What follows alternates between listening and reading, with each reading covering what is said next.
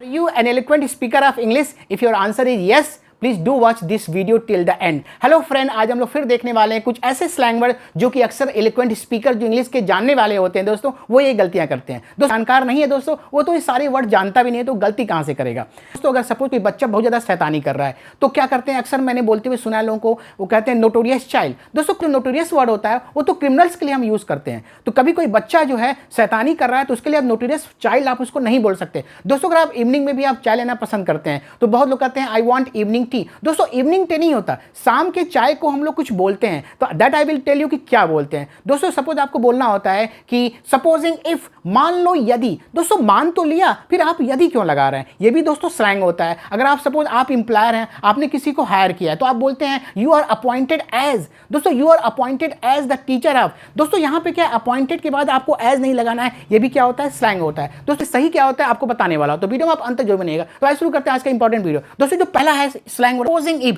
दोस्तों सपोज का मतलब होता है मान लीजिए, तो मान तो लिया दोस्तों, लेकिन उसके बाद यदि, यदि का मतलब ये होता है एक सेंस में मानने का ही सेंस होता है। तो बोलना हो तो आप क्या बोलेंगे, या तो आप सपोजिंग बोलेंगे या तो आप इफ बोलेंगे, लेकिन दोनों को कभी साथ में नहीं लगाते क्योंकि दोनों का मतलब तो एक ही होता है। आपको बोलना हो मान लो तुम राजा हो, तो आप कैसे बोलेंगे, supposing you were a king, या आप बोल सकते हैं if you were a king.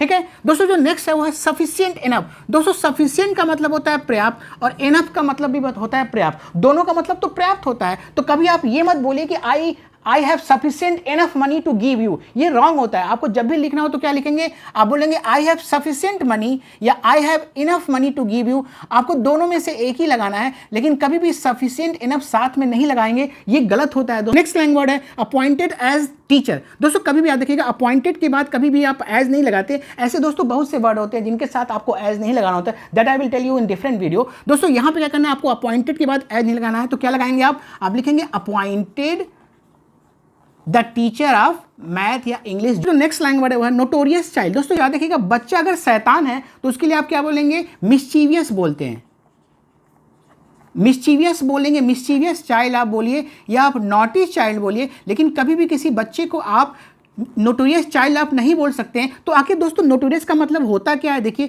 Notorious का मतलब होता है कुख्यात। क्या होता है, कु मतलब होता है गलत और ख्यात मतलब होता है नाम कमाना। यानी अगर गलत काम करके आप नाम कमा रहे हैं, लोग आपको जान रहे हैं दोस्तों, तो आप प्रसिद्ध नहीं हैं, आप कुख्यात हैं। यानी जितने भी क्रिमिनल्स होते हैं, थिफ होते हैं दोस्तों, डेक्वाइट होते हैं, वो गलत काम करते हैं, तो उनके लिए आपको नोटोरियस लगाना है। लेकिन दोस्तों बच्चा अगर शरारत कर रहा है तो उसके लिए आप नोटोरियस वर्ड यूज नहीं करते, आप मिस्चीवियस बोलते हैं, आप नॉटी बोलते हैं। लेकिन नोटोरियस हमेशा क्रिमिनल्स के लिए बोलते हैं जो गलत काम करते हैं। तो अगर आप गलत काम करके नाम कमाएंगे तो आप नोटोरियस हैं, अगर आप अच्छा काम करके नाम कमाएंगे तो आप फेमस हैं। ठीक है, या पॉपुलर है। तो नेक्स्ट है वो है फेमस क्रिमिनल। देखिए क्रिमिनल क्या है, क्रिमिनल एक निगेटिव काम करने वाला व्यक्ति होता है दोस्तों, तो आप इसके साथ आप फेमस नहीं लगा सकते। यहाँ पे आप लिखेंगे नोटोरियस, जिसका मतलब होता है कुख्यात। यानी जो क्रिमिनल होगा दोस्तों गलत काम करता है, तो गलत काम करके अगर आप प्रसिद्धि प्राप्त करते हैं तो आप नोटोरियस हैं, आप फेमस नहीं है। दोस्तों जो नेक्स्ट है इवनिंग टी। अगर आप शाम का चाय लेते हैं दोस्तों, तो आप शाम के चाय को आप इवनिंग टी नहीं बोलते, आप क्या बोलते हैं, हाई टी बोलते हैं। तो शाम के चाय को आप हाई टी बोलते हैं दोस्तों।